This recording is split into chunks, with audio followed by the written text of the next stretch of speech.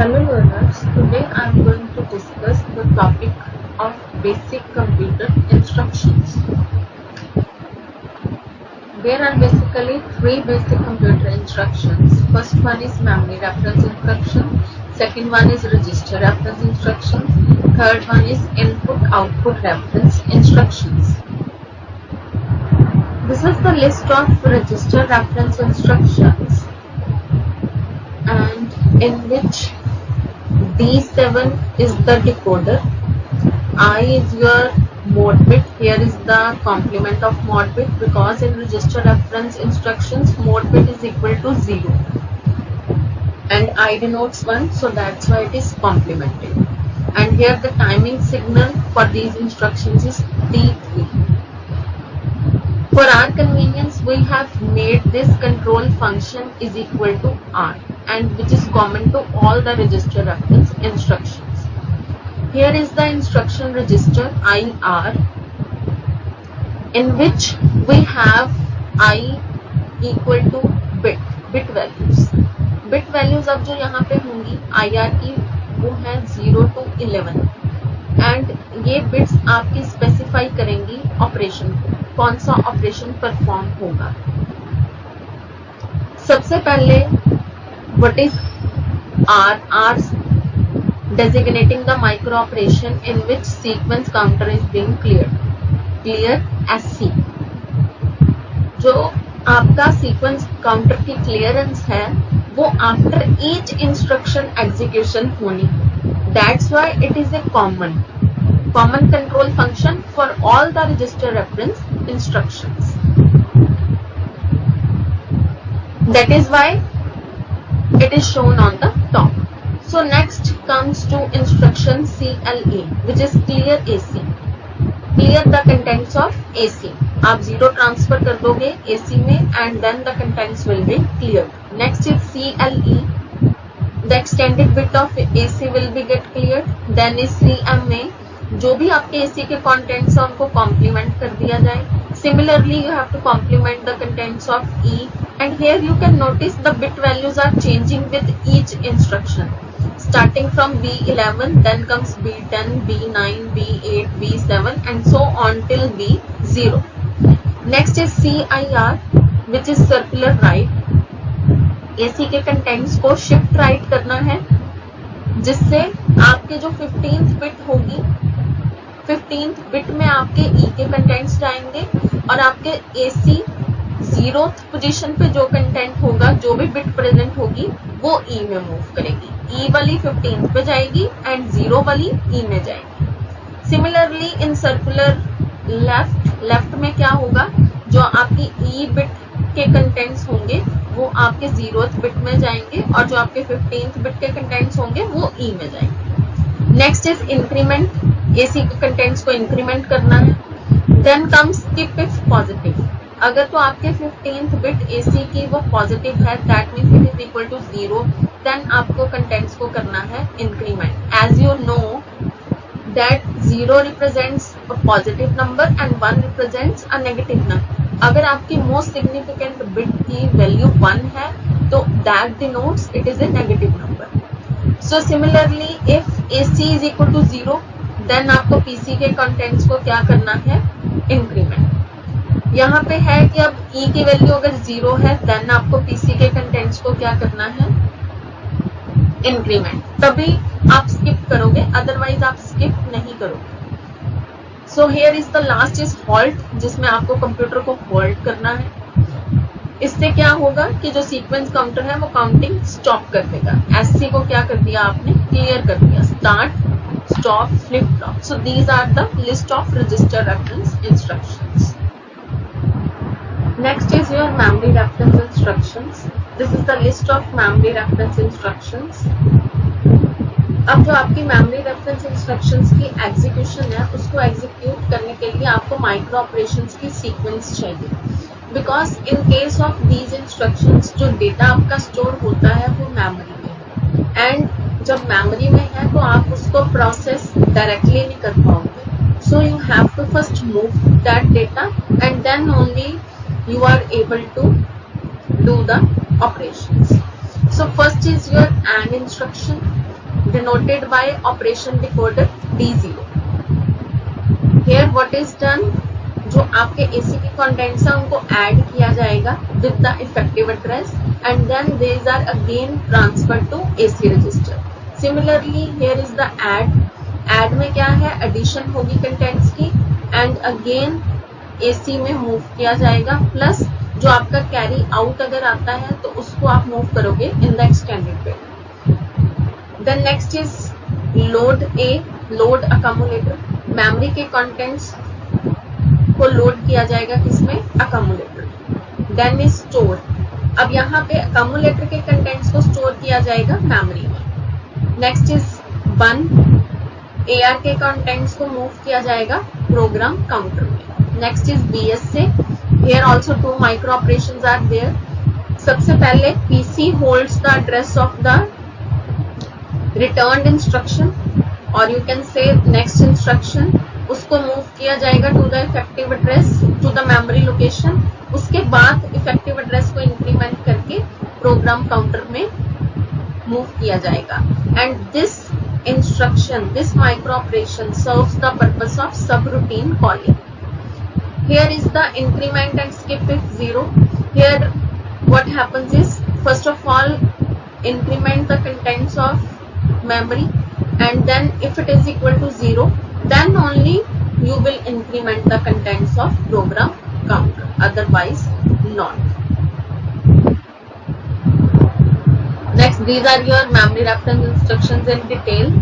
And to AC, आपको AC की bits को एंड करना है किसके साथ, जो आपका मेमोरी वर्ड स्पेसिफाइड है by the effective address. This is your memory word specified by the effective address.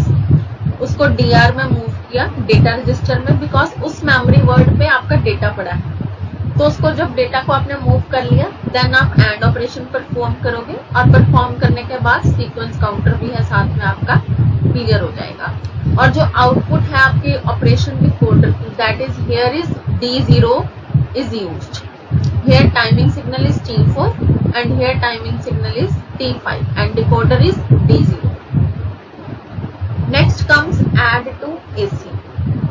पहले आपने AND ऑपरेशन परफॉर्म किया है, अब आप add ऑपरेशन परफॉर्म कर रहे हो. add में सिंपली आपको AND की जगह क्या कर देना है, एडिशन ऑपरेशन परफॉर्म कर देना है. Here is extended accumulator. जो भी कैरी अगर आएगा उसको आपने E फ्लिप फ्लॉप के अंदर मूव करवा देना है, प्लस आपने सीक्वेंस काउंटर को क्लियर कर देना है. और यहाँ पे आपका जो ऑपरेशन डिकोडर है वो कौन सा यूज हो रहा है, D1. Next is your LD. आपको मेमोरी वर्ड को लोड करवाना है अब किससे, from a specified effective address to AC. आपको AC में उसको लोड करवाना है AC रजिस्टर के अंदर. अब मेमोरी वर्ड जो भी है उसको पहले तो DR में मूव करना पड़ेगा, जो भी आपका डेटा है. डेटा को मूव करने के बाद ही आप उसको AC रजिस्टर में मूव कर दोगे. और यहाँ पे operation decoder is D2 and then clear the sequence counter. क्योंकि आपके पास डायरेक्ट पाथ नहीं है फ्रॉम बस टू AC रजिस्टर, सो पहले उसको DR रीड करेगा, देन उसके बाद only it can be moved. Next instruction is STA. अब STA में क्या है कि जो आपके AC के कंटेंट्स हैं उनको आपने स्टोर करवाना है मेमोरी वर्ड के अंदर, जो आपका इफेक्टिव एड्रेस स्पेसिफाई करेगा. अब यहाँ पे ऑपरेशन डिकोडर D3 यूज हो रहा है, टाइमिंग सिग्नल इज T4. जो भी AC के कंटेंट्स हैं उनको आपने पहले मूव करवाया, फिर उसके बाद आपने SC को क्लियर किया. नेक्स्ट इंस्ट्रक्शन इज बन. बन stands for branch unconditionally. It transfers the program to the instruction specified by the effective address. जो भी आपका प्रोग्राम है उस इंस्ट्रक्शन पर चला जाएगा जिसको इफेक्टिव एड्रेस स्पेसिफाई करना है. नेक्स्ट इंस्ट्रक्शन को फेच किया जाएगा और मेमोरी एड्रेस से उसकी एग्जीक्यूशन जो है वो होगी. अब वो एड्रेस जो है वो न्यू वैल्यू होगी आपके PC रजिस्टर के अंदर. हेयर एड्रेस रजिस्टर से अब किसमें डेटा मूव कर गया, प्रोग्राम काउंटर के अंदर. And here operation decoder is D4 and SC आपने क्या कर दिया, क्लियर.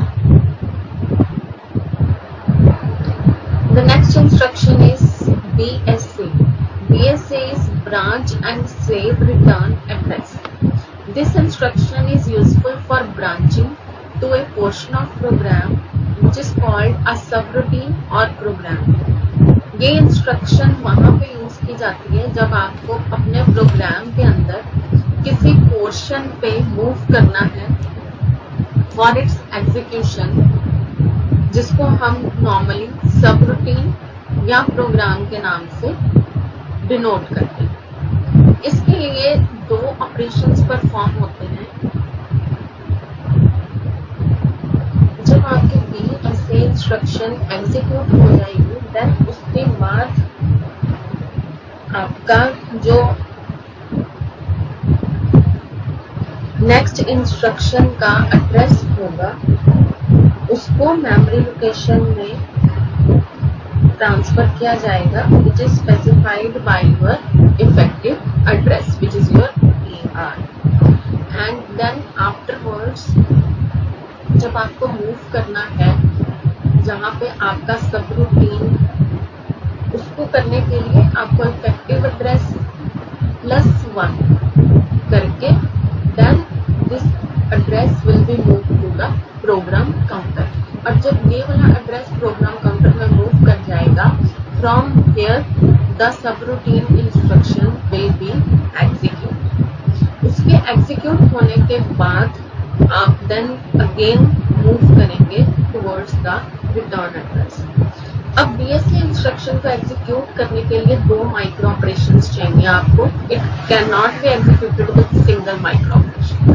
फर्स्ट ऑफ ऑल आपका डिकोडर 5, टाइमिंग सिग्नल 4, इस टाइमिंग सिग्नल में मेमोरी राइट ऑपरेशन होगा जहां पे आप PC के जो कंटेंट्स हैं, PC रजिस्टर के कंटेंट्स हैं उनको बस पे रखोगे एंड AR की इंक्रीमेंट जो इनपुट है INR उसको आप अनेबल करोगे। And in the next timing signal D5, decoder is D5, आपका मेमोरी राइट ऑपरेशन कंप्लीट होगा एंड एट दैट टाइम आप AR को इंक्रीमेंट करोगे जब आपकी नेक्स्ट क्लॉक ट्रांजिशन आएगी। एंड यहाँ पे आपके कंटेंट्स जो है वो ट्रांसफर होंगे AR के कंटेंट्स PC में एंड आफ्टरवर्ड्स सीक्वेंस काउंटर को क्या करोगे, clear. The next is here is the example demonstration of BSA instruction. इसमें अब क्या है, मेमोरी की 20th लोकेशन है, इस पे आपकी मोड बिट 0 है, इंस्ट्रक्शन आपकी BSA है एंड यहाँ पे एड्रेस पार्ट में आपको गिवन है 135 एड्रेस। एज वी नो जो आपका एड्रेस पार्ट में लिखा होगा वो कहाँ पे मूव करेगा, to the AR register, address register में, और जो नेक्स्ट इंस्ट्रक्शन का एड्रेस है वो किस में जाएगा, इन PC रजिस्टर। जब fetch and decode phase complete होंगे उसके बाद 21 will be moved to PC register and इसको आप रिटर्न एड्रेस भी कह सकते हैं बिकॉज जब आपकी सब रूटीन को इंस्ट्रक्शन को कॉल किया जाएगा उसके बाद कंट्रोल मूव करेगा, रिटर्न करेगा, तो इस एड्रेस पे आकर वो रिटर्न करेगा जिसको हम सेव करके रखेंगे। अब आपके AR में इफेक्टिव एड्रेस है विच इज योर 135 और ये आपका पार्ट A है which is before execution of BSA instruction. जब BSA इंस्ट्रक्शन एग्जीक्यूट होगी then this is the thing that occurs. जो आपका रिटर्न एड्रेस है 21 वो कहाँ पे शिफ्ट करेगा, to the memory location 135 and control जो है कंटिन्यू करेगा with the subroutine program. यहाँ से देखिए 135 + 1 क्या बना, 136।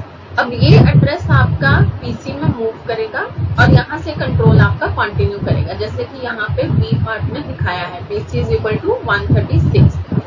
अब यहाँ पे जब फर्स्ट एड्रेस ऑफ इंस्ट्रक्शन आ गया आपके पास, वो एग्जीक्यूट हुआ देन यहाँ पे देखिए वन इंस्ट्रक्शन है, ब्रांच अनकंडीशनली, और इसके साथ है one, that means it is indirect one instruction.